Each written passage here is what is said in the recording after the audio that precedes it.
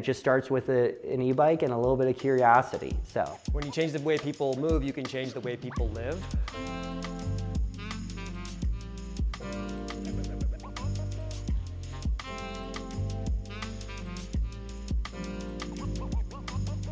We started Culdesac because the majority of the US wants to live in a walkable neighborhood, but less than 10% does.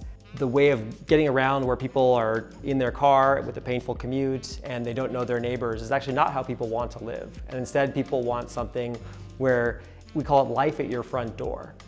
And we started Culdesac because it's possible to build that now, where before people would need to own a private car. And the amount of extra costs that our cities have and people have because of cars is just enormous. And electric cars, they might help with some of the emissions, but they don't help with some of the other things. But getting people using electric bikes and not needing a private car that sits there most of the day has an enormous impact. Yeah, and it can't happen on its own. It's critical infrastructure that needs to be created in order for the e-bike to really be widely adopted.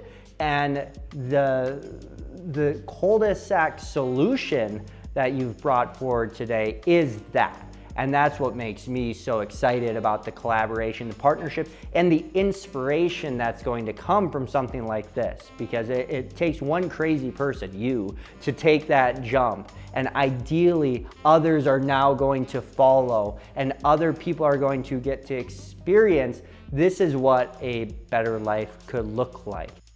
But one of the most important innovations that makes it possible is electric bikes. And people love it.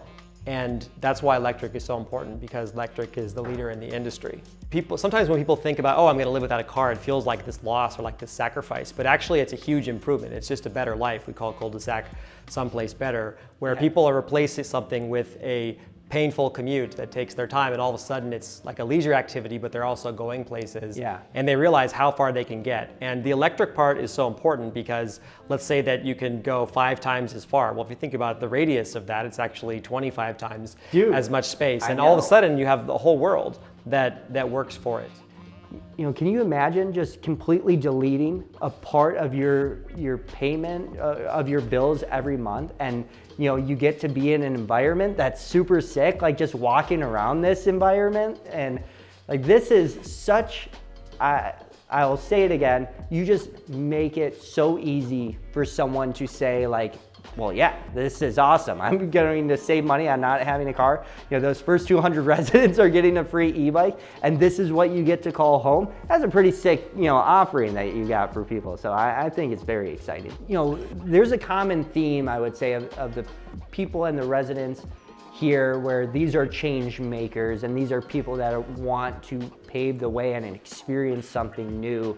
They're bold. And I just feel so excited about them living here and interacting with the community and society, you know, via all the great solutions here, but selfishly most excited to just see e-bikes and let's just normalize that as a transportation solution. That's why I'm just so excited about, you know, shotgun blasting 200 bikes into this community, is that you let some people dip their toe in the water, right? And they find out it's pretty warm. And as they do these trips to the store, to campus, to their work via e-bike, they realize that this isn't just a trip, this is a micro adventure that I'm on. And I think that is what changes. Once people get that, it's an aha moment, and that's where the rapid adoption comes from. We have the e-bike industry and Lectric in particular to thank for so much of the marketing.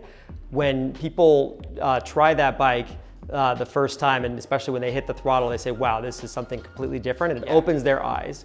And cars have gotten so expensive for our cities, for individuals. The average car payment just hit $750 per month for 1 month, and you can almost get an electric XP Lite for that. Yeah, holy smokes. And this all of a sudden makes people question, why do I have to wait in a line to pick up my kids at school for 20 minutes? Why do we have to have these wide roads everywhere? Why am I spending so much time in the car? And it's very possible for our cities to build differently. And so thank you for doing all all of the in-person marketing, because it's very helpful for the movement that we're part of. Like it's that curiosity of people having, and it's just, they just need to get on, try, and then it all starts to make sense. Because at first it may just be a fun leisure activity of you going and exploring your neighborhood, or you going to the park and taking a ride. But then you start to think like, oh, maybe I'll just quick, stop at the grocery store, and this time I'll do it on my e-bike, who knows? And then you start doing that, and you start dropping in these little micro adventures, and then next thing you know, you're really tackling some of your real car miles. So when I think of Lectric and just why I'm so passionate about it, it's really due to transportation and wanting to change the way people move. And to say that I changed it, that would be really powerful to me. When you change the way people move, you can change the way people live. That's why this partnership is so sick and exciting. Is it's a very collaborative conversation that's happening, right? I'm talking to you probably once a week or whatever to hear what's going on here, and you're always getting the latest on Lectric and everything. And it's this ongoing conversation and willingness to work together to accomplish something really special. It's really cool, and people's lives will benefit from this, and so will our planet, and it's just so sick. Lectric enables a whole different lifestyle, and so it's great that we take this road that's car-free, and now it's named after Lectric. If you think about the original Lectric Avenue in London was the first street that was that had electric lights, and that enabled a whole different set of things in the night. It was an idea that you had, and I said, that sounds like a great idea. Yeah, oh, I freaking love it, so sick.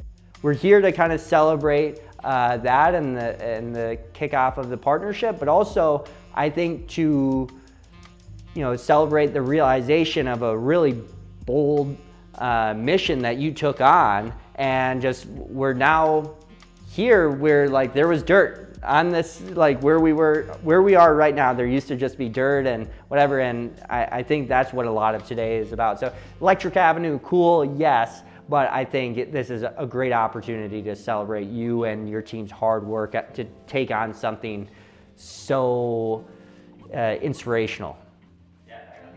All right, boys. Sick. Crushed it. Anything else? So sick. You got me here for all the talking points you want. We can do it again. All right.